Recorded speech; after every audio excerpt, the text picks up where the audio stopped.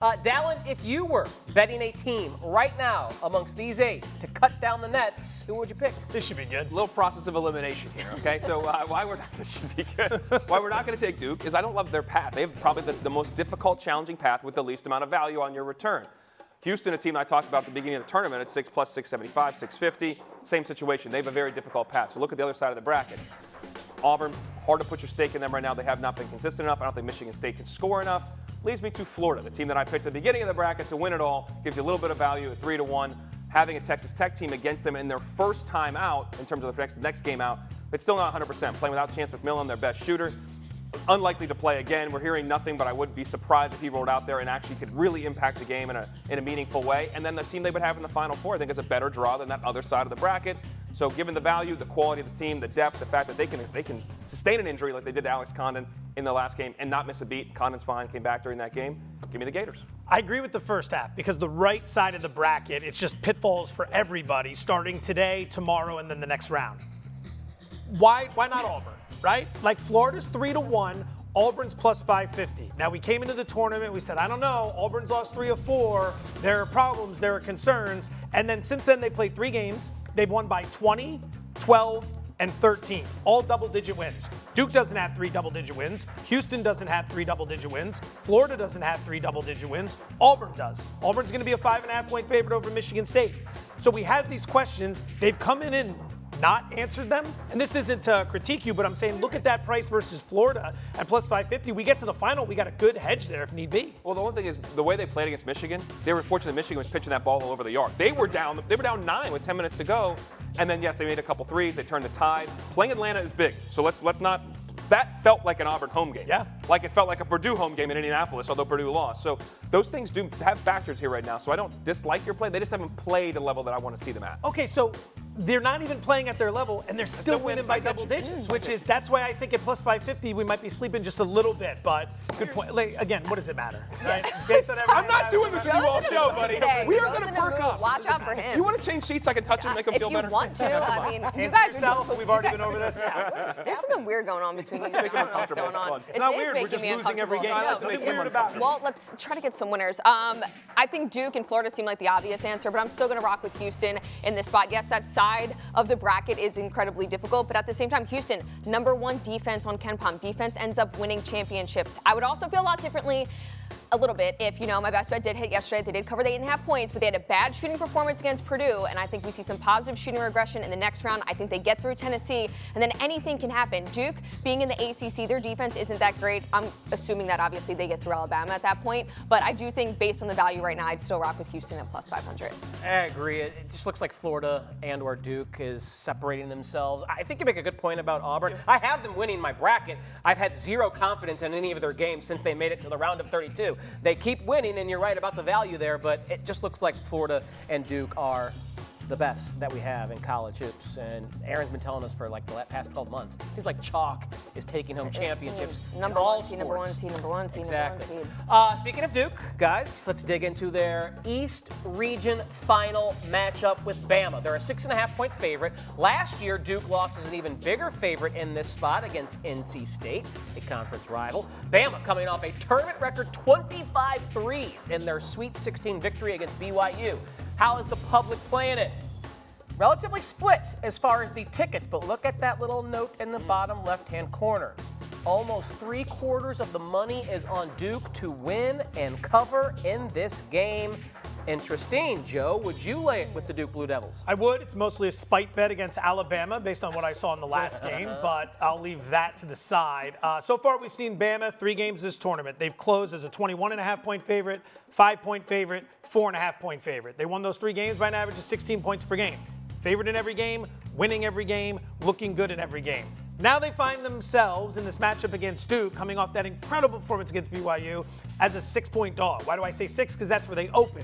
And you would think, wait a minute, as great as Alabama looked, this should go the other way. That's where the sharp money's going to be, right? Nope. Immediate Duke money, pushed it up as high as 7. Now we're dancing between 6.5 and 7.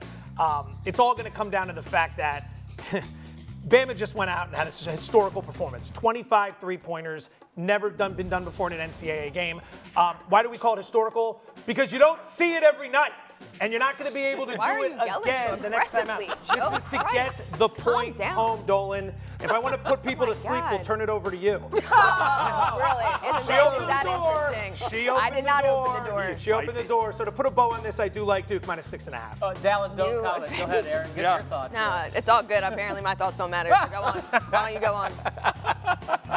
I like this show. It's getting spicy today. It's 7 minutes. Something's in the coffee here, apparently. All right, I'm on Duke as well. And partially, I'm not going to, like, BYU and Kevin Young did a great job all year. I didn't really understand their game plan as far as going under ball screens and how they handle ball screens and how many guys helped off the shooters. It didn't make sense to me. I think Duke's going to play Alabama, kind of sound like they played North Carolina in earlier games where they're very guard-oriented. Switch everything. Switch 1 through 5. Make them beat you off the bounce. Make them score twos over length. We've seen them do this and struggle in certain games. Auburn, their first outing, exactly what Bruce Pearl did. And this team won and covered and handled the situation. I think of the same thing today. On the other side of the ball, too, I think there's a lot of mismatch issues for Alabama, especially they're going to play at pace. They're going to go up and down. There's going to be tons of possessions in this game. And I think Duke's going to be able to score, whether it's through Cooper Flagg, Knipple, drive and kick. Sion James has been really good. Proctor, the lob game to Malawach. There's so many different ways they can score. Alabama has to make threes at the pace they play to beat a Duke team. I think we're looking at Duke minus 6.5 is the way to go. Oh, Joe likes Duke, Down likes Duke. So I'm going to go with Bama plus 6.5 in this spot. Joe made a lot of great points. Good for him in his analysis this morning at 5 a.m. before a 6-mile run. He's such an overachiever. Think about Duke's defense as well. They just let Caleb Love go off, and then they also let Arizona put up a ton of points. Like, this Duke team is still a team in the ACC, so taking on an SEC team that is really good, plays at a fast tempo, like, if they get hot, I think this could be a really close game. So why not take the 6.5 points when you can grab it? And again, just fading the counterparts on the test. It's been the smartest handicap. The smartest handicap of the tournament might I'm over be. here like, let's talk switching 1 through 5 in length and score. You're like, just don't listen to Dallin. That's the best way to go. Really. Waste of breath. I'm curious how we feel about the total here, because these two teams can fill it up. Now, at ESPN Bet, we opened 171.5. It's up to 174.5, making it tied for the second highest total in any tournament game since 2018. Of course, many of them include Alabama because of the style that they have been playing with here. So, Aaron, I want to start with you on this total. Is 174.5 too high, or are we going to see these two teams light it up again? I was really surprised that I saw it dip to 172.5 yesterday, and then obviously it's been creeping back up. I'm not going to tell you to take an under on this game. This is just one of those spots. I feel like a lot of people will think, oh, the sharp play is probably the under because these teams were just so hot in their prior game. I mean, these teams can both shoot lights out. They can get hot at any point. Plus, if the tempo is going to be quick, that's obviously going to be a problem. So I just think, again, all things considered with how these teams have been looking for the entire tournament, why wouldn't I take an over in this spot? So, again, there's just no way I'm telling you that there's an under on this one. Hard to get there, right? You look at the last game each team played. It wasn't just Bama. Duke as well. If you combine the two, 56% from the floor and 51% from deep. Opportunity is going to be the key here, because looking at the way Duke plays at a tempo, do they want to get out and try to run with Bama? They try to slow it down. We could have some opportunity. First half under is intriguing. 83.5 points. Think about how much you need to go right to get to 84 points in the opening 20 minutes in a scenario where you're not going to have anyone fouling at the end of the half like you do at the end of the game, which genuinely has that artificial incentive to pump the total over. That's what I'd be looking at. If Duke comes out early and tries to slow this thing down, runs Bama off the three-point line, suddenly we don't have the factors we need to get to 84 points. I think the opening 20 could be lower scoring than anticipated. I'm not going to take the under, although I'd like to. I'm not going to do that. I'm not going to watch this game and not hope for points. What number would you need to do that? Would it have to be in the 180s? It would be close to 179 to 180. Yeah. I do think what you can factor in here, I would think about playing, is the Alabama team total under 83.5. I'm extremely confident Duke's going to score. As I just said, I think Duke's going to lay the 6.5 and win this game. Their ability to score in multiple ways, and I think they will play at tempo and not be scared to go up and down with them, because Alabama's defense is not elite. If Alabama's not making threes, Duke has to rebound the ball. There's a lot of long rebounds against that Alabama team. Rebound the ball, get going the other way. I feel very confident Duke can put up a lot of points. My question is Alabama going to match them in those points to hit this over? I feel like there's an argument with, again, the switching, the length, the ability to make them shoot twos, not threes, and affect the way they want to play. You could go under 83.5 for team total. Bama would be my lean. But I might just watch this and enjoy it and just watch for Duke to beat the crap. Like, you can bet the under, you can win the under, you still won't feel good. It's not good. It's miserable. Nothing's going to feel good about that. Actually, I'll take a win anyway I can get it. That is not true right now. I really like the over here, and I've been talking about this with Bama all year long. In fact, I've made the over and the alt line of over 176.5 part of my secret menu item on ESPN Bet. But you look at what Alabama has done this year when they play great teams. I think Alabama, more than any other team, has proven they can dictate the tempo of a game. And we know they're going to play fast. So if they're going to make Duke play fast, does Duke have a competent offense to score on them? Oh, hell yeah, they do. They have played 20 games this year against ranked competition. 13 of those 20 games have gone over, and those 20 games have finished with a total, that is more than 7 points over the closing total. So by and large, the recipe has been, is Bama playing an elite team? Then bet the over. Duke may be the most elite team in the entire country, so I'm going to bet the over here. In fact, I think you can go alt lines like we were saying, 175.5, 176.5 if you want to include that in some parlays. Where would you stop?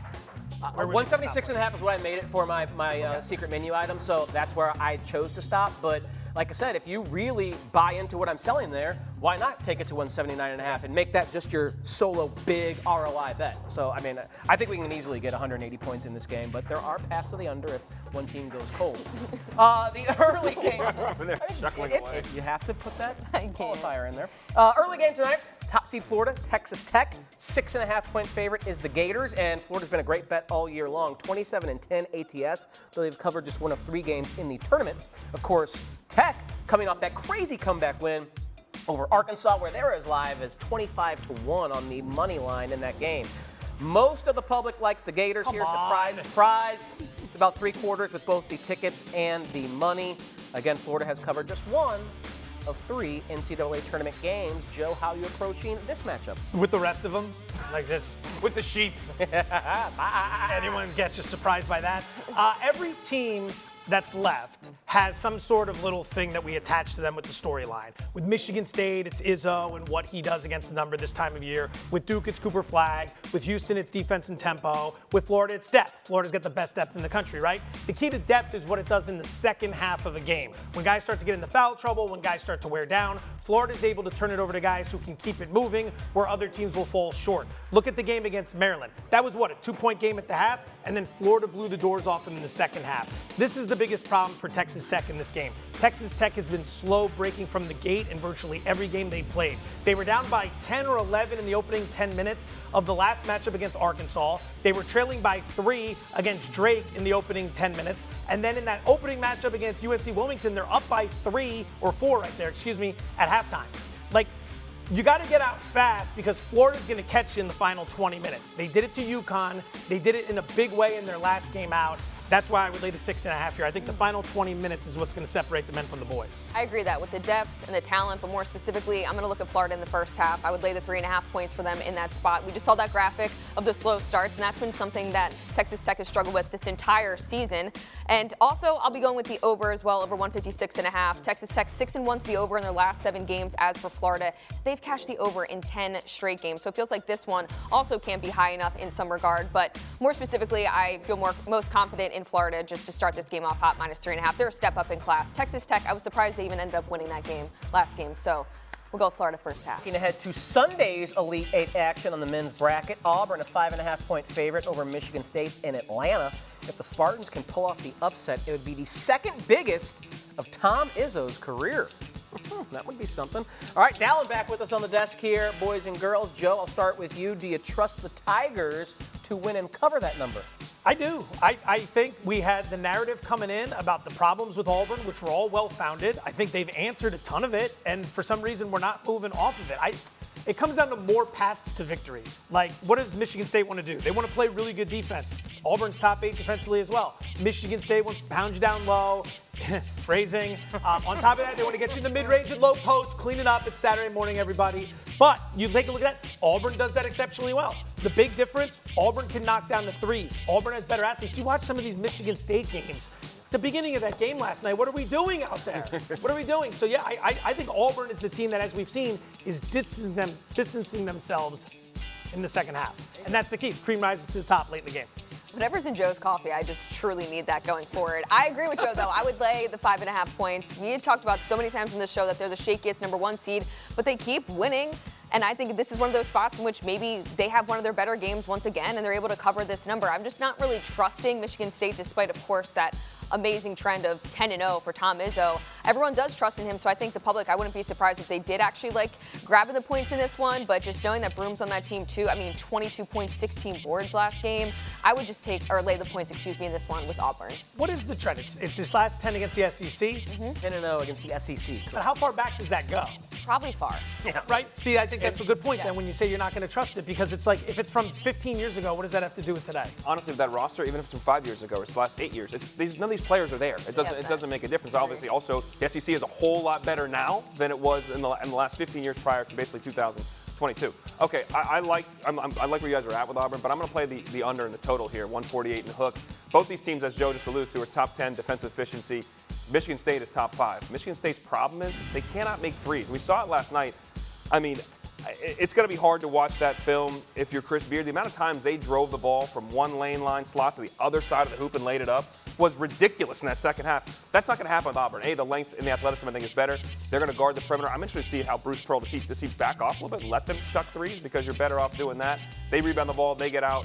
But then again, the defensive piece of Michigan State is there as well. So I think it's going to be a game played in the low 140s. Let's take the under with two very good defensive teams and two teams that have some offensive challenges, if you will, recently. Yeah, and I kind of agree with that under. And if picking a side correlates with that, I think Michigan State is a better play, plus the 5.5 if you like the under like I do.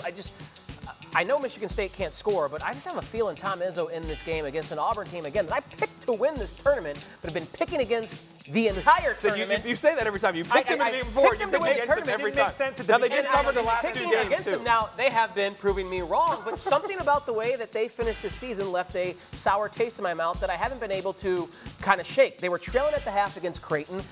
Their last game they played against Michigan, they were down 9 with 10 minutes to go. So I know they've pulled these games out, but there's still that thing that's making me go, what? Why aren't they looking as dominant as Duke or Florida has? So who can take advantage of that over the course of a full 40 minutes, especially with the way Michigan State's playing in the second half of games, where they usually are the team that comes back and makes things happen? I'll take the 5.5, but it's far from my favorite wager in these 4 games. Part of we said both teams not like Auburn has for the last 5. Auburn has hit the under. Like that's not what they were doing previously. In Michigan State, why they think it's 14 or 17 in the under. This I think is going to be a game where those 5.5 points though may be of value because it could be tight.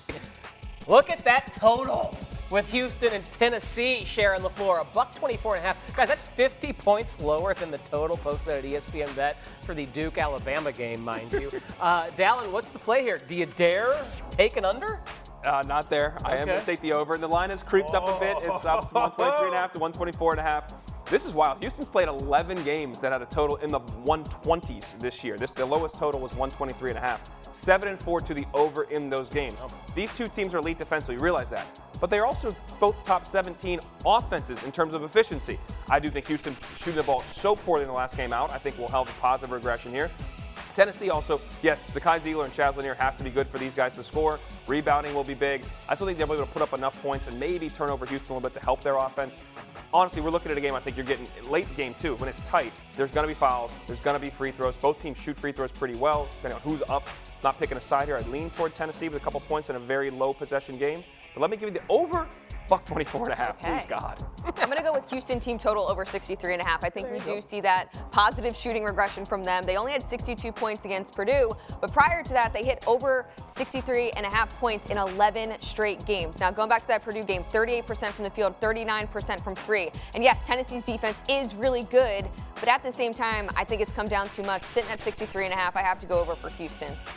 I would love somebody to post a prop on what the longest field goal scoring drought will be in this game. Because at some point you're going to look down and it's going to say something like Tennessee has not had a field goal in 7-31, 32, 33. You know it's coming. Absolutely. So under, first half. I think these two teams, let me ask you a follow-up to your over. When you go against this style in practice, great defense, slow tempo, like you're used to it when you face the other team, right? You are looking yourself in a mirror. Yeah. And that's a rarity for these Spider-Man teams. Yes, a little Spider-Man meme going on right now.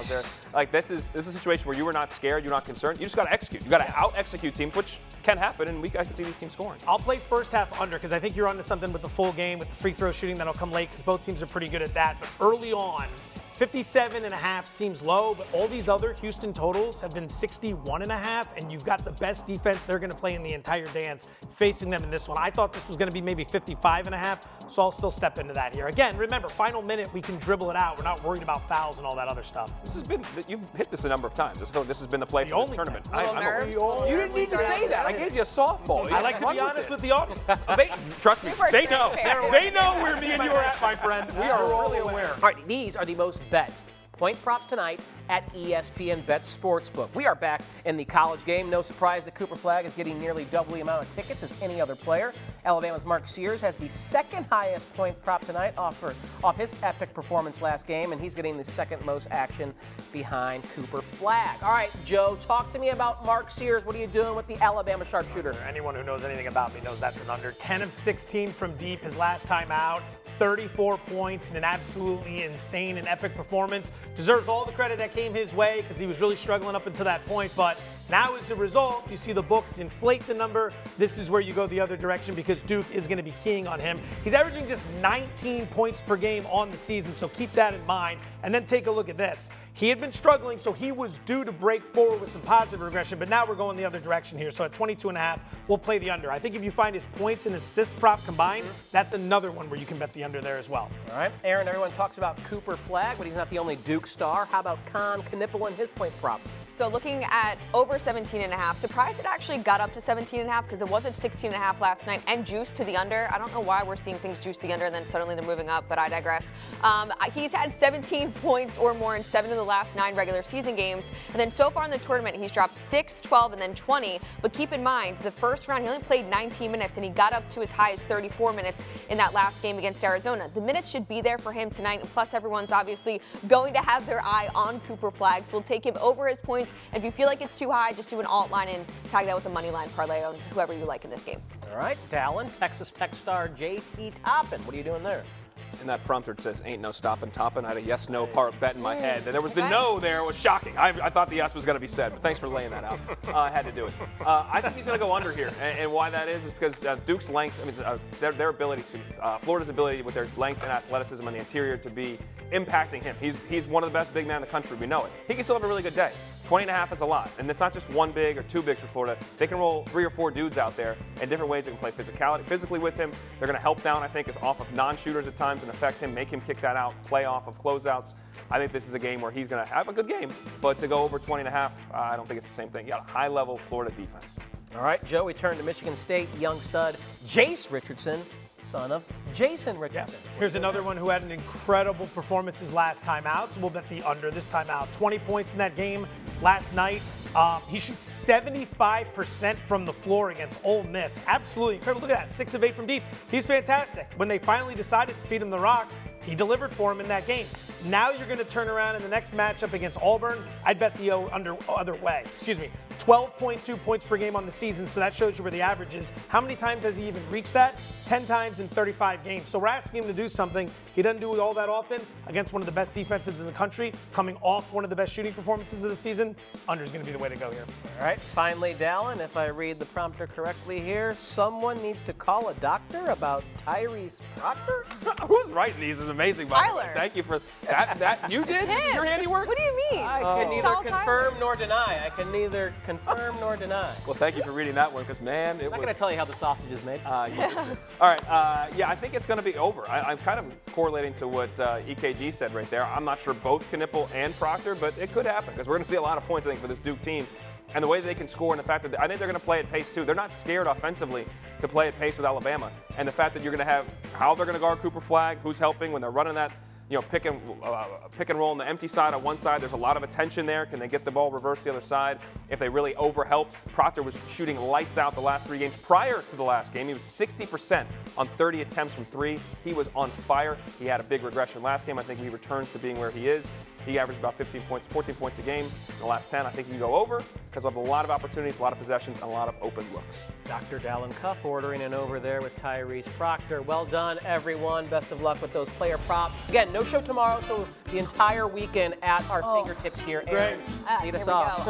I'm going to go with Florida in the first half, -3.5. They're the better team. They have more depth. They should really be able to jump out on this Texas Tech squad. As for Texas Tech, yes, they were up by 5.5 points in the first 2 rounds in this tournament, but then last game they're down by 7 against Arkansas. They start slow. Florida's the better team. First half, -3.5. We'll go with something today so that if I burn today. Get back at it tomorrow. Doesn't ruin your sentence. want to say that I like it, but if I do, I don't want to mush it. So I'm just going to be neutral. Keep to on your bet. yourself. Yeah, keep Very keep neutral. to your pick. Mark Sears, under 22.5 points, exploded against Duke. Don't see that, or excuse me, his last game out, exploded against BYU.